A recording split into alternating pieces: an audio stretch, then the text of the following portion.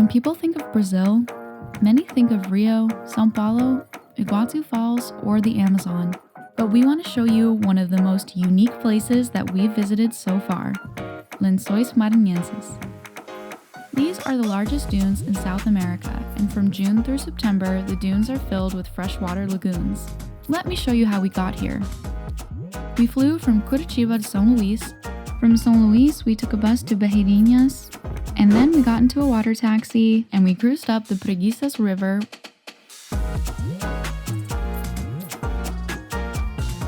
We also caught our first glimpse of the dunes from the boat.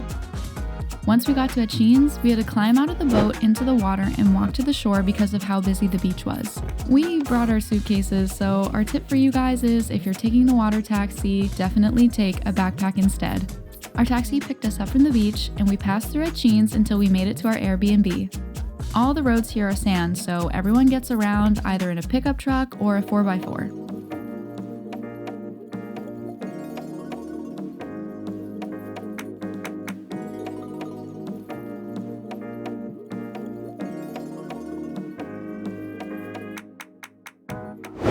This is where we stayed, Village Buna Atins. I mean, can you believe this? The cottages were really cute and had 3 bedrooms and a kitchen. And there was also a pool and even a helicopter pad on the property.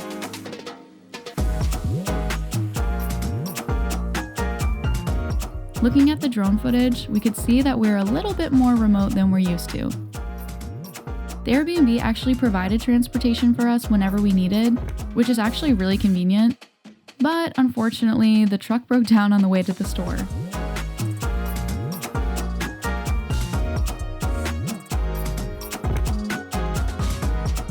The driver was really quick to fix it up though, and we ended up making it to the store and even made a new friend. When we came back, we found an unexpected guest in front of our cottage. We relaxed as the sun went down, and then we went to bed because we had a very busy day ahead of us.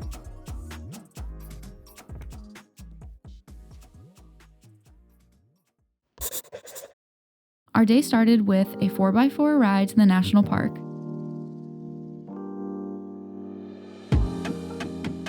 And this was our view once we got to the dunes.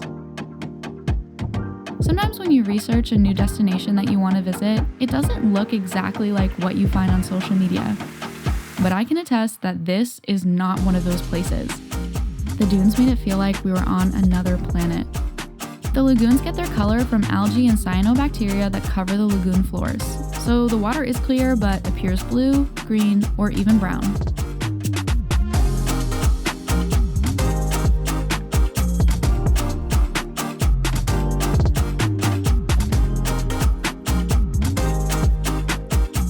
The month that we visited, this park became a UNESCO World Heritage Site. It earned its place on the list because of the diversity and beauty of the landscape. The lagoons form from rainfall during the rainy season, which is from January to June. A layer of rock under the sand is what allows the water to pool up in between the dunes. The lagoons are full during Brazil's winter months, but don't let that discourage you. The state that the park is located in, Maranhão, is close enough to the equator that even in winter, it's still hot, which is perfect for enjoying a swim. The water was a bit cool, which we all appreciated, especially when the sun was out.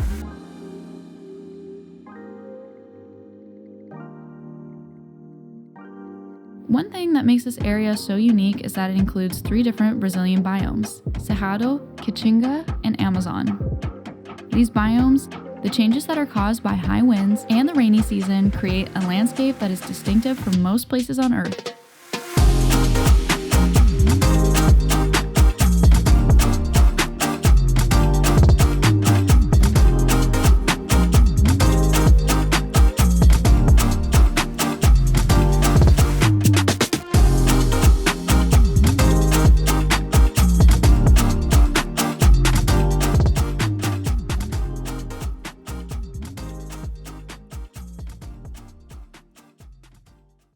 Guy drove most of the day, but I wanted to give it a try because why not? Don't roast me for this, but I don't actually know how to drive a manual car, and these 4x4s required us to switch gears. Honestly, I don't really understand when to switch, so Guy had to tell me the entire time when to shift gears and whether to shift up or down. I swear I took driver's ed, but they did not go over this. The gear shift on the ATV, unlike in a car, is on a foot pedal. Before the tour, they recommended we wear flip-flops because we would be driving through the water, but the gear shift is kind of painful on the top of your foot, so I'd recommend water shoes or something that covers your whole foot.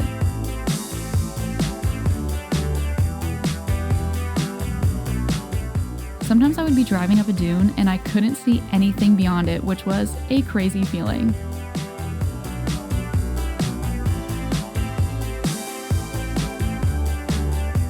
By the end of the day, I think everyone had gotten stuck in the sand at least once, but our guides would always come to help us get out and continue our ride.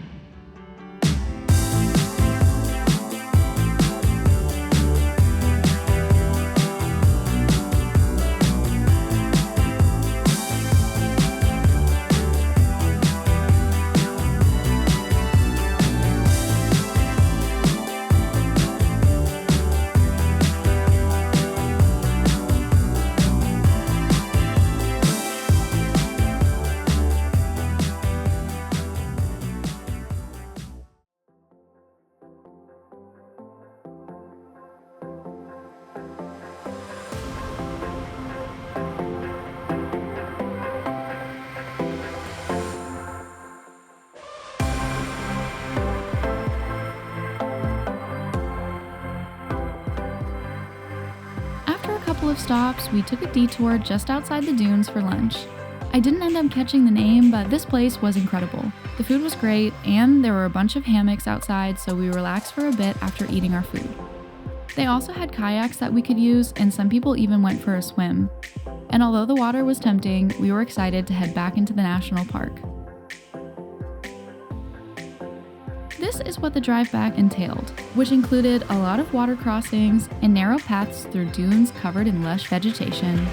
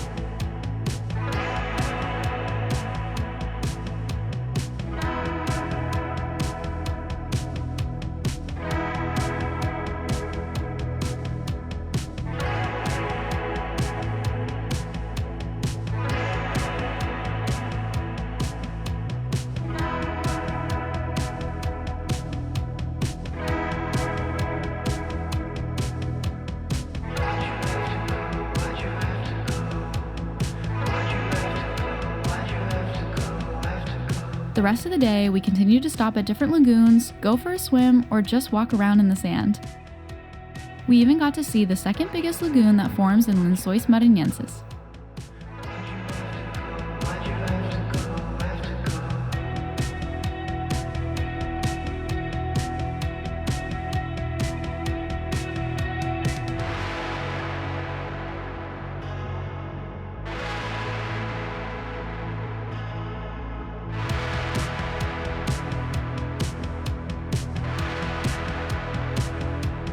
Our last stop of the day was near the edge of the dunes to watch the sunset. While sitting here, we did get completely covered in sand, but it was definitely worth it for the view. It was a really nice end to an incredible day. I forgot to mention it earlier, but the day that we visited was also my birthday, and I don't usually like to celebrate much, but this was an amazing way to start off the next year of my life.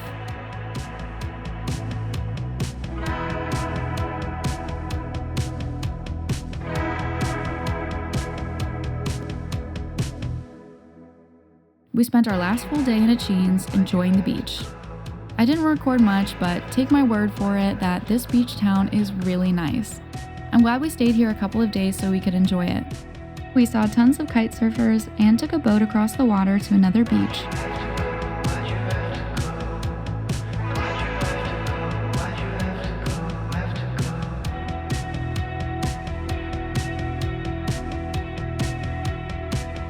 We packed on our last night so that we could return to São Luís the next day and say goodbye to one of the craziest places we've ever seen.